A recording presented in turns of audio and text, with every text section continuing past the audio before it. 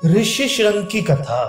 वैशंपायन जी बोले, राजन, फिर कुंती नंदन महाराज युधिष्ठिर क्रमशः नंदा और अपर नंदा नाम की नदियों पर गए, जो सब प्रकार के पाप और भय को नष्ट करने वाली हैं। वहां हिमकूट पर्वत पर जाकर उन्होंने बहुत सी अद्भुत बातें देखी। उस स्थान पर निरंतर वायु बहता रहता था और नित्य वर्षा होती थी। वहां वेद अध्ययन का शब्द तो सुना जाता था, किंतु कोई स्वाध्याय करने वाला दिखाई नहीं देता था। तब लोमश जी ने कहा, गुरुवर, यह नंदा नदी में स्नान करने से पुरुष तत्काल पाप मुक्त हो जाता है, इसलिए आप भाइयों सहित इसमें स्नान करें। ये सुनकर महाराज युधिष्ठिर ने अपने भाई और साथियों के सहित नंदा में स्नान किया और फिर शीतल जल वाली अत्यंत रमणीक और पवित्र कौशिकी नदी पर गए। वहां लोमश जी ने कहा, भरत श्रेष्ठ, ये परम पवित्र देव नदी कौशिकी है।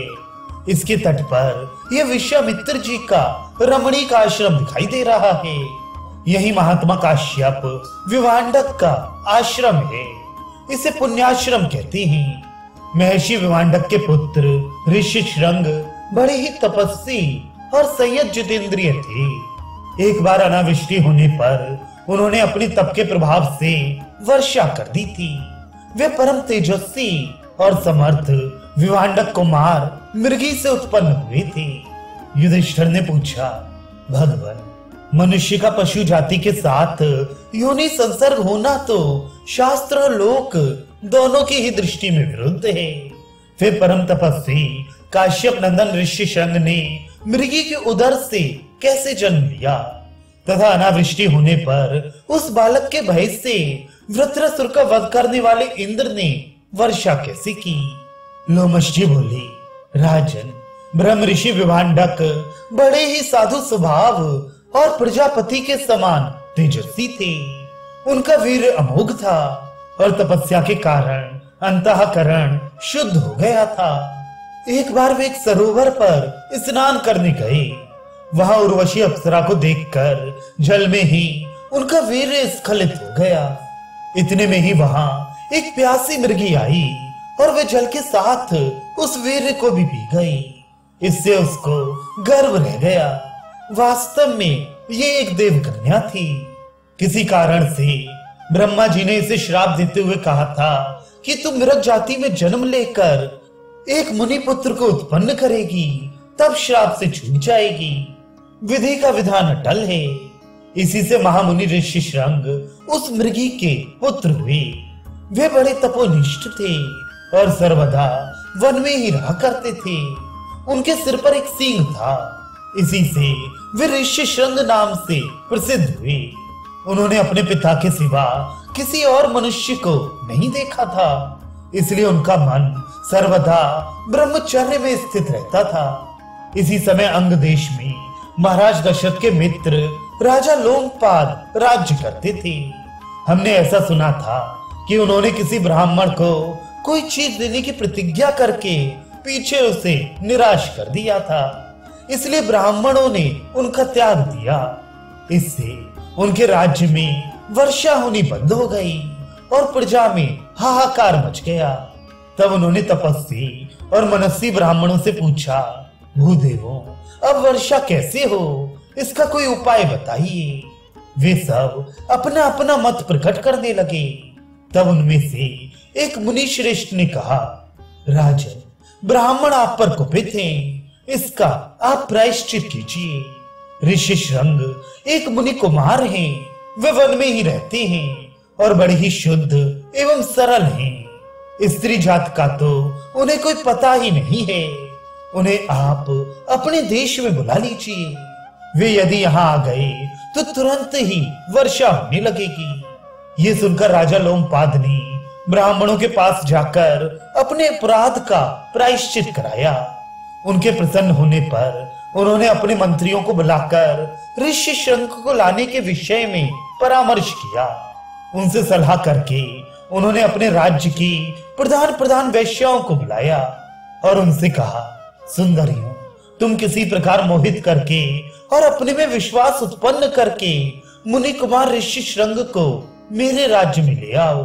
तब उनमें से एक वृद्धा वैश्या ने कहा, राजन, मैं तपोधन ऋषि श्रृंग को लाने का प्रयत्न तो करूंगी, परंतु मुझे जिन जिन भोग सामग्रियों की आवश्यकता है उन सबको दिलाने की आप कृपा करें। तब राजा का आदेश पाकर उस वृद्धा ने अपनी बुद्धि के अनुसार नौका के भीतर एक आश्रम तैयार कराया। उस आश्रम को अनेक प्रकार के फल और फूलों वाले बनावटी वृक्षों से सजाया गया, जिन पर तरह तरह की झाड़ियां और लताएं छाई हुई थीं। वह नौकाश्रम बड़ा ही रमणीय और मन को लुभाने वाला था। उसे विवांडक मुनि के आश्रम से थोड़ी दूर पर बंधवाकर गुप्तचरों से इस बात का पता लगवाया कि मुनिवर किस समय आश्रम से बाहर चले जाते हैं। फिर विवांडक मुनि की अनुपस्थिति के समय अपनी पुत्री वैश्या को सब बातें समझाकर ऋषि श्रृंग के पास भेजा। उस वैश्या ने आश्रम में जाकर उन तपोनिष्ठ मुनि कुमार के दर्शन किए और उनसे कहा, मुनिवर, यहाँ सब तपस्वी आनंद में है ना? आप भी कुशल से है ना? तथा आपका वेदाध्ययन तो अच्छी तरह चल रहा है ना? ऋषि श्रृंग ने कहा, आपकी कांति के कारण साक्षात तेज पुंज के समान प्रकाशमान प्रतीत होते हैं। मैं आपको कोई वंदनीय महानुभाव समझता हूँ। मैं पाद प्रक्षालन के लिए आपको जल दूंगा तथा अपने धर्म के अनुसार कुछ फल भी भेंट करूंगा। देखिए, ये कृष्ण मृग चर्म से ढका हुआ कुश का आसन है, इस पर विराज जाइए। आपका आश्रम कहाँ है और आप किस नाम से प्रसिद्ध हैं? वैश्या बोली, काश्यप नंदन, मेरा आश्रम इस पर्वत के उस ओर यहाँ से 3 योजन की दूरी पर है। मेरा ऐसा नियम है कि मैं किसी को प्रणाम नहीं करने देता और न किसी का दिया हुआ पाद ही स्पर्श करती हूँ। मैं आपके प्रणम में नहीं हूँ, बल्कि आप ही मेरे बंदे हैं। ऋषि श्रृंग बोले, ये भिलावे, आंवले, करूपक, इगोदी और पिपली आदि पके हुए फल रखे हैं। इनमें से आप अपनी रुचि के अनुसार ग्रहण करें। लोमशी कहती है, राजन, उस लड़की ने उन सब फलों को त्याग कर उन्हें अपने पास से बड़े रसीले, दर्शनीय और रुचिवर्धक स्वादिष्ट पदार्थ दिए। इसके सिवा सुगंधित मालाएं, विचित्र और चमकीले वस्त्र तथा बढ़िया बढ़िया शरबत भी दिए। उन्हें पाकर ऋषि श्रृंग बड़े प्रसन्न हुए और हंसने खेलने में उनकी प्रवृत्ति हो गई। इस प्रकार उनके मन में विकार का अंकुर फूटता देख वैश्या उन्हें तरह तरह से लुभाने लगी। फिर कई बार उनका प्रगाढ़ आलिंगन कर उनकी ओर कटाक्षपात करती हुई अग्निहोत्र का बहाना करके वहां से चल दी। एक मुहूर्त बीतने पर आश्रम में कश्यप नंदन विवांडक मुनि आए। उन्होंने देखा कि ऋषि श्रृंग अकेले में ध्यान सा लगाए बैठा है। उसके चित्त की स्थिति सर्वथा विपरीत हो गई है। वे ऊपर को देख देख कर बार बार दीर्घ निश्वास छोड़ता है। उसकी ऐसी दीन दशा देखकर उन्होंने कहा, बेटा, आज सायंकाल के अग्निहोत्र के लिए तुमने समिधाएं ठीक क्यों नहीं की? क्या आज तुम अग्निहोत्र से निवृत्त हो चुके हो? आज तुम और दिनों की तरह प्रसन्न जान नहीं पड़ते, बड़े ही चिंतातुर, अचेत और दीन से दिखाई देते हो। बताओ तो, आज यहाँ कोई आया था क्या? ऋषि श्रृंग ने कहा, पिताजी, यहाँ आश्रम में एक जटाधारी ब्रह्मचारी आया था। वह स्वर्ण के समान उज्जवल वर्ण था। उसके नेत्र कमल के समान विशाल थे। वह बड़ा ही रूपवान, सूर्य के समान तेजस्वी और अत्यंत गौरवर्ण था। उसके सिर पर बड़ी सुगंधित और लंबी लंबी काली जटाएं थीं। वे सुनहरी डोरियों से गुथी हुई थीं। आकाश में जैसे बिजली चमकती है, उसी प्रकार उसके गले में स्वर्ण के आभूषण झिलमिला रहे थे। गले के नीचे उसके 2 मांसपिंड थे। वे रोमहीन और बड़े ही मनोहर थे। जिस समय वे चलता था, उसके पैरों से बड़ी ही अद्भुत झनकार होती थी तथा मेरे हाथों में जैसे ये रुद्राक्ष की माला बंधी हुई है, उसी तरह उसके दोनों हाथों में झनकारती हुई सोने की लड़ियां पड़ी हुई थीं। उसका मुख भी बड़ा ही विचित्र और दर्शनीय था। उसकी बातचीत सुनकर हृदय में आनंद की लहरें उठने लगती थीं। उसकी कोयल की सी वाणी बड़ी ही सुरीली थी। उसे सुनने से मेरे हृदय में हुक सी उठती थी। वह मुनि कुमार क्या था, मानो कोई देव पुत्र ही था। उसे देखकर मेरे मन में उसके प्रति बहुत ही प्रीत और आसक्ति हो गई है। उसने मुझे नए नए फल दिए थे। मैंने अब तक जो जो फल खाए हैं उनमें से किसी में भी वैसा रस नहीं मिला। उनमें ना तो वैसे छिलके ही हैं और ना उनके समान गूदा ही है। उस रूपवान मुनि कुमार ने मुझे बड़ा ही स्वादिष्ट जल पीने को दिया। उसे पीते ही मुझे बड़े आनंद का अनुभव हुआ और पृथ्वी घूमती से दिखाई देने लगी। वे जो बड़े ही विचित्र और सुगंधित पुष्प पड़े हुए हैं उसके वस्त्रों में गुथे हुए थे। इन्हें बिखेर कर वे तब से दीप्यमान मुनि कुमार अपने आश्रम को चला गया।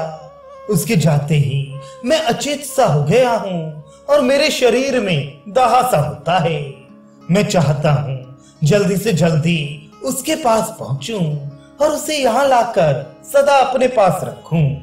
विभांडक बोले, बेटा ये तो राक्षस हैं। ये ऐसे ही विचित्र और दर्शनीय रूप से घूमते रहते हैं। ये बड़े ही पराक्रमी होते हैं और ऐसे सुंदर सुंदर रूप धारण करके सर्वदा तपस्या में विघ्न डालने का विचार करते रहते हैं। जिस जितेंद्रिय मुनि को उत्तम लोकों में जाने की इच्छा हो उसे इनका साथ नहीं करना चाहिए। ये बड़े पापी होते हैं और तपस्वियों को विघ्न पहुंचाकर ही प्रसन्न होते हैं। तपस्वी को तो उनकी ओर आंख उठाकर देखना भी नहीं चाहिए। बेटा तुम जिन स्वादिष्ट पेय पदार्थों की बात कहते हो उन्हें तो दुष्ट लोग पीते हैं और वे ही ऐसी रंग बिरंगी सुगंधित मालाएं पहनते हैं। ये चीजें मुनियों के लिए नहीं बताई गई हैं। ये राक्षस हैं। ऐसा कहकर विभांडक मुनि ने अपने पुत्र को रोक दिया और स्वयं उस वैश्या को ढूंढने लगे। जब 3 दिन तक उसका कोई पता न लगा तो आश्रम में लौट आए। इसके पश्चात जब श्रौत विधि के अनुसार विभांडक मुनि फिर फल लेने के लिए गए तो वे वैश्या ऋषि श्रृंग को फंसाने के लिए फिर आई। उसे देखते ही ऋषि श्रृंग बड़े हर्षित हुए और हड़बड़ाकर उसके पास दौड़े आए तथा उससे बोले, देखो पिताजी के यहाँ आने से पहले ही हम तुम्हारे आश्रम को चलेंगे। हे राजन, इस युक्ति से विभांडक मुनि के एकमात्र पुत्र ऋषि श्रृंग को उन माँ बेटी ने नाव पर चढ़ा लिया और उसे खोलकर वे तरह तरह के उपायों से उन्हें आनंदित करती अंगराज लोमपाद के पास ले आई। अंगराज उन्हें अपने अंतःपुर में ले गए। इतने में ही उन्होंने देखा कि सहसा वृष्टि होने लगी और सब ओर जल ही जल हो गया। इस प्रकार अपनी मनोकामना पूर्ण होने पर राजा लोमपाद ने उन्हें अपनी कन्या शांता विवाह दी। इधर जब विभांडक मुनि फल फूल लेकर आश्रम में लौटे तो बहुत ढूंढने पर भी उन्हें अपना पुत्र दिखाई ना दिया। इससे उन्हें बड़ा ही क्रोध हुआ और ऐसी आशंका हुई कि ये सारा षड्यंत्र अंगराज का ही रचा हुआ है। अतः वे अंगाधिपति को उनके नगर और राष्ट्र के सहित भस्म कर डालने के विचार से चंपापुरी की ओर चले। मार्ग में चलते चलते जब वे थक गए और उन्हें भूख सताने लगी तो वे ग्वालियों के संपत्तिशाली घोषों में आए। ग्वालों ने उनका राजाओं के समान बड़ा आदर सत्कार किया और वहां उन्होंने एक रात विश्राम किया। जब गोपों ने उनकी अत्यंत आवभगत की तो उन्होंने पूछा, क्यों भाई तुम किसके सेवक हो? तब वे सभी ग्वाले बोले, ये सब आपके पुत्र की ही संपत्ति है। इस प्रकार देश देश में सत्कार पाने से और ऐसे ही मधुर वाक्य सुनने से उनका उग्र कोप शांत हो गया और वे प्रसन्न चित्त से अंगराज के पास पहुंचे। नरश्रेष्ठ लोमपाद ने उनका विधिवत पूजन किया। उन्होंने देखा कि स्वर्ग लोक में जैसे देवराज इंद्र रहते हैं वैसे ही वहां उनका पुत्र विद्यमान है। साथ ही उन्होंने विद्युत के समान चमचमाती अपनी पुत्र वधु शांता को भी देखा। पुत्र को अनेकों ग्राम और घोष मिले देखकर तथा शांता को देखकर उनका सारा क्रोध उतर गया। फिर तो जिसमें राजा लोमपाद की विशेष प्रसन्नता थी वही काम उन्होंने किया। पुत्र को वहीं छोड़कर उन्होंने उससे कहा, जब तुम्हारे पुत्र उत्पन्न हो जाए तो राजा का सब प्रकार मन रखकर वन में ही चले आना। ऋषि शृंग भी पिता की आज्ञा का पालन कर फिर उन्हीं के पास चले आए। शांता भी सब प्रकार अपने पति के अनुकूल आचरण करने वाली थी। वह भी वन में ही रहकर उनकी सेवा करने लगी। जिस प्रकार सौभाग्यवती अरुंधति वशिष्ठ की, लोपामुद्रा अगस्त्य की और दमयंती नल की सेवा करती थी, उसी प्रकार शांता ने भी अत्यंत प्रेम पूर्वक अपने वनवासी पति देव की सेवा की। यह पवित्र कीर्तिशाली आश्रम उन्हीं ऋषि शृंग का है।